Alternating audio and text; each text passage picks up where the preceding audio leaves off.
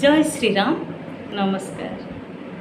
तत्सवितुर्वरेण्यम्र यही अध्याय को आपण मानक स्वागत। परम पूज्य गुरुदेव परम वंदनीय माताजी दिव्य उपस्थिति को साक्षी रखी आसतु यही आलोचना को आम समर्पण करवा माँ गायत्री दिव्य चरण कमल। आसतु समस्ते समवेत रूप से माँ गायत्री महामंत्र को उच्चारण करवा। ओम भूर्भुवः स्वाहा तत्सवितुर्वरेण्यं भर्गो देवस्य धीमहि धियो यो नः प्रचोदयात्।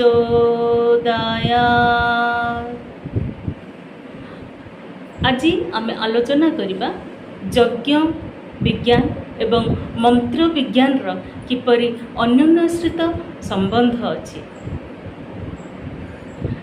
आमे जप करूँ बा मंत्रर उच्चारण करूँ बा किछि अनुष्ठान करूँ, प्रत्येक जो परिणाम सत्परिणाम बा शक्तिर जागृत होता है ताहा केवल साधकर निज सीमा भितर सीमित थाए।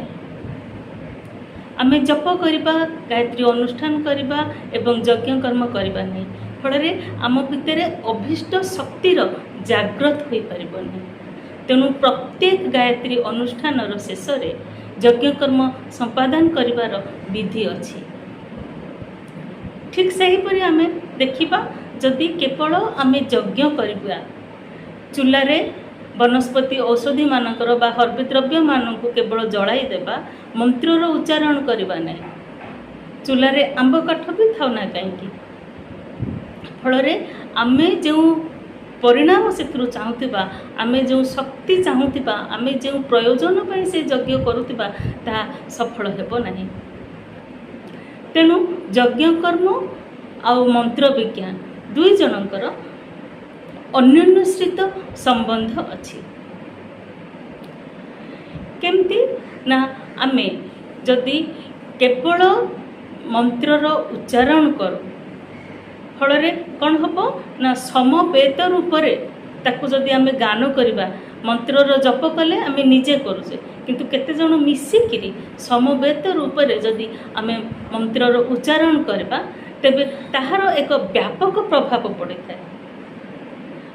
आ सामवेदर प्रत्येक शाखा प्रशाखारे यह ही वर्णना अच्छी जे किपरि आमे गोटिए प्रयोजन पाई गोटिए मंत्र को किभली स्वर ताल आ लय रे गान करिबा, जहा फल आमे सेथुरु ईप्सित इच्छा को पूरण करि परिबा बा शक्तिर संचार को उपलब्धि करि परिबा। सेथिपई प्रत्येक यज्ञ कर्म रे उद्गातार एक महत्वपूर्ण स्थान अच्छी। सी जानी थांती जे आमे को प्रयोजन पाई यज्ञ कर्म करुचु आ सेथिपई मंत्र को आमे किपरि गान करिबा, फल सेथुरु उत्पन्न होउतिबा ध्वनि आम यज्ञ ऊर्जा रे मिसिकी आमको उपयुक्त फल प्राप्ति करि परिबो। चेतना क्षेत्र में मध्य ठीक से ही परी यज्ञ विज्ञान एवं मंत्र विज्ञान रो महत्व को अति उत्तम भावे बुझा जाय थाए। दी जनर समन्वय रे आमे आमर आत्मर्कश ओजस वर्चस आदि लाभ को लाभान्वित हो पारि थाउ। यज्ञ कर्म और मंत्र विज्ञान दुईटीर तेणु अन्योन्यश्रित संबंध अच्छी। विज्ञान रे शब्द ताप एवं प्रकाश को शक्तिर मूलभूत एकक रूपे वर्णना करा जायछि।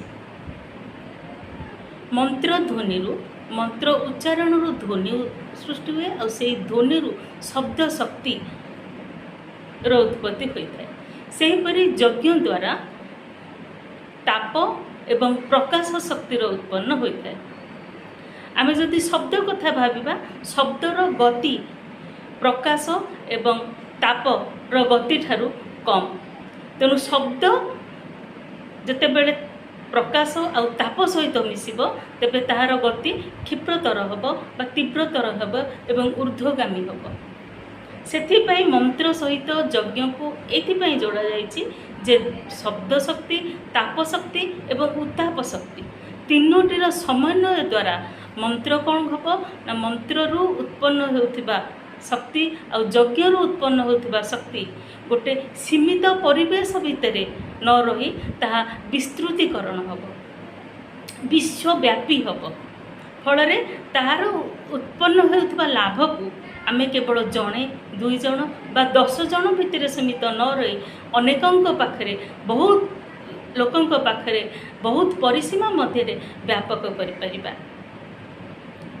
ଯଦି ଆମେ ମନ୍ତ୍ର ବିଜ୍ଞାନ ସହିତ ଯଜ୍ଞ ବିଜ୍ଞାନକୁ ସମନ୍ୱୟ କରୁ ତେବେ ବିଶ୍ୱବ୍ୟାପୀ ତାହାର ପ୍ରଭାବ ବିସ୍ତାର ହୋଇଥାଏ। ଏହା କେମିତି ସମ୍ଭବ? ଆସନ୍ତୁ ଗୋଟେ ଛୋଟିଆ ଉଦାହରଣରୁ ଆମେ ଦେଖିବା। ଯଦି ଗୋଟିଏ ଲୋକ ଧୀରେ ଧୀରେ ହେଉ ବା ଜୋର ଜୋର ହେଉ କିଛି କହିଥାଏ ତେବେ ତାହାର ସେହି କଥାକୁ ବା ଧ୍ୱନିକୁ ବା ଶବ୍ଦ ଶକ୍ତିକୁ ଆମେ 50, 100, 150, 200, 500 ଜଣ ଲୋକଙ୍କ ପାଖରେ ସେହି ଶବ୍ଦଟା ଯାଇକି ପହଞ୍ଚି ପାରିଥାଏ। କିନ୍ତୁ ଯେତେବେଳେ ଆମେ ଗୋଟେ ଲାଉଡ଼ ସ୍ପିକର ସହିତ ବିଦ୍ୟୁତର ସଂଯୋଗ କରିଦେଇଥାଉ, ଲାଉଡ଼ ସ୍ପିକର ସହିତ ବିଦ୍ୟୁତର ସଂଯୋଗ ହୋଇଗଲା ତେବେ ସେହି ଗୋଟିଏ କଥାକୁ ଆମେ ଲକ୍ଷ ଲକ୍ଷ ଲୋକଙ୍କ ପାଖରେ ମଧ୍ୟ ପହଞ୍ଚାଇ ଦେଇପାରୁ। ଯଦି ରେଡ଼ିଓ ଷ୍ଟେସନରେ ଟ୍ରାନ୍ସମିଟରର ସଂଯୋଗ ହୋଇଗଲା, ସେହି କଥା ଆମେ ଗୋଟିଏ କ୍ଷଣ ମାତ୍ରରେ, କିଛି କ୍ଷଣରେ ଗୋଟେ ପ୍ରବଳ ଗୋଟେ ବିରାଟ ଭୂମଣ୍ଡଳର ଭୂଖଣ୍ଡ ମଧ୍ୟରେ ସେଇ ଶବ୍ଦକୁ ଅନେକ ଅନେକ ଅନେକ ଲୋକ ଶୁଣିପାରିଥାନ୍ତି। ଆଉ ଯଦି ଦୂରଦର୍ଶନର କଥା ଆମେ ଭାବିବା ତେବେ ଦେଖିବା ସହିତ ଶୁଣିବା ଦୁଇଟିର କାମ ହୋଇଥାଏ। ଠିକ୍ ସେହିପରି ମନ୍ତ୍ର ବିଜ୍ଞାନ, ମନ୍ତ୍ରର ଶକ୍ତି ଆଉ ଯଜ୍ଞ 2 ଜଣ ଯାକ ମିଶିଲେ ଦୁଇଟି ଯାକ ଉଭୟ ଆମ୍ପ୍ଲିଫାୟର ଆଉ ଟ୍ରାନ୍ସମିଟରର କାମ କରିଥାନ୍ତି, ଯାହାଫଳରେ ଏହାର ଶକ୍ତି ବ୍ୟାପକରୁ ବ୍ୟାପକତର ହୋଇଥାଏ ଆଉ ବହୁତରୁ ବହୁତ ଲୋକ ବହୁତ କାୟା ବିସ୍ତାର କରିକି ତା'ର ଲାଭ ସମସ୍ତଙ୍କ ମଧ୍ୟରେ ପହଞ୍ଚି ପାରିଥାଏ।